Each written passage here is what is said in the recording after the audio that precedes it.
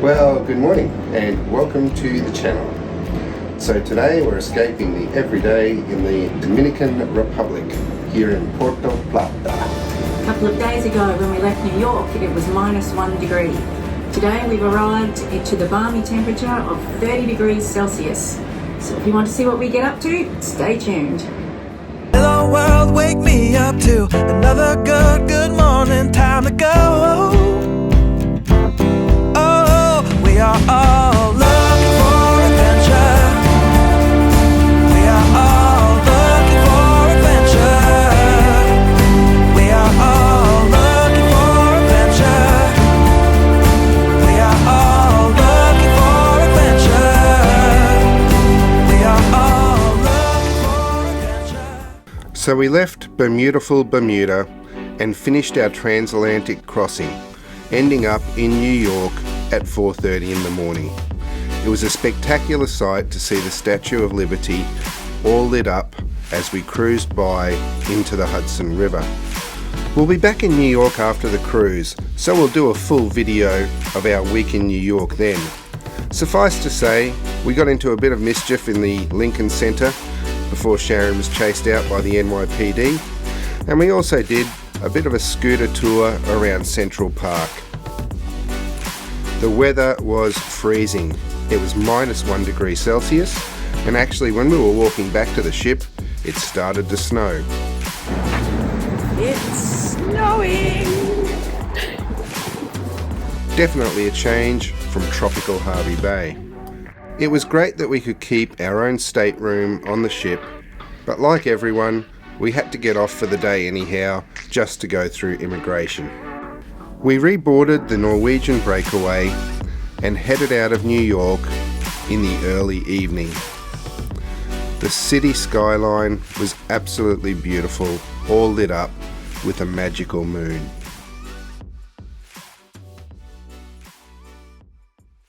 We then headed south towards the Dominican Republic. We had a day at sea and the weather was fine. But what a contrast as we entered Puerto Plata, the port of silver. The temperature was 30 degrees Celsius, and boy, the humidity smacked us in the face. But what an absolutely gorgeous place. There are two ports. This is the one that we came into, but there's another one owned by Carnival Cruises. Each port can just fit 2 ships at a time. This was a pretty late arrival. We actually got to Puerto Plata at around 11 AM in the morning, so the sun was up and we were ready for our wild truck adventure. So we jumped off the ship and headed into Taino Bay, which is a little area set up for tourists with lots of shops. Before long we were able to find our wild truck guide and jump aboard a very old 6x6 off-road truck. Now this thing was absolutely ancient. It had loads of different dials. Funnily enough, none of them worked. But hey, that's all part of the adventure. We took to the streets and headed out of the urban area towards the countryside. It was a very noisy drive. And despite a microphone and speaker, we could barely hear Elvis, our guide, talking. Despite that, we really enjoyed the trip. It was nice to be in an open-air vehicle, and before too long we hit the off-road section where we could take advantage of the 6x6 truck. Before too long we arrived at our first destination, a small family property of tobacco farmers. We then had a lesson on how to make our own cigars. I wasn't aware that cigars were made from a whole set of leaves rather than chopped up tobacco like cigarettes. Once they were rolled, another special tobacco leaf was used as an outer covering, and this was fixed with tree resin.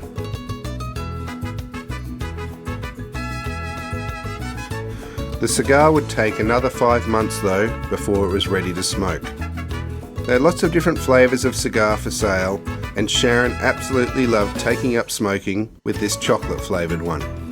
We also got to sample some of the local chocolate and coffee that they had on offer. It was super strong but very delicious. We got to take a look at the homegrown coffee and cacao beans before it was time to head off to our next destination. In the Dominican Republic, horses have to give way to troop carriers. Good tip. Our next stop was a small local community market. Most of the community have outside kitchens as they cook over an open flame. There is an infamous local drink called Mama Juana. It is made from rum, red wine, honey, herbs and spices, and tree bark. We got to try a sample, and later they told us that it was an aphrodisiac, so Nick promptly asked for more. I personally thought it tasted like Benadryl. We then looked at the local handicraft and checked out the view before jumping back aboard the troop carrier for the next part of our journey.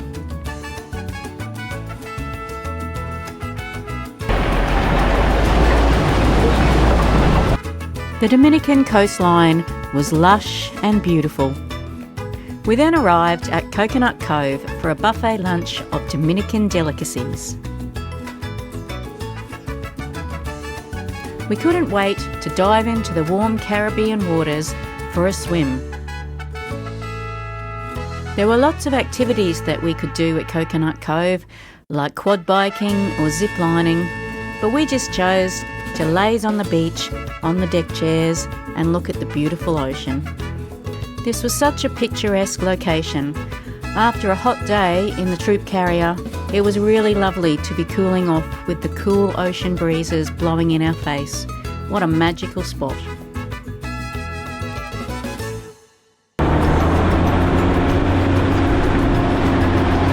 The Dominican Republic is a fairly poor country. We were told that locals generally earn around $240 a month. Many of the homes in the countryside were really quite rudimentary, but despite that, they're full of life and definitely happy.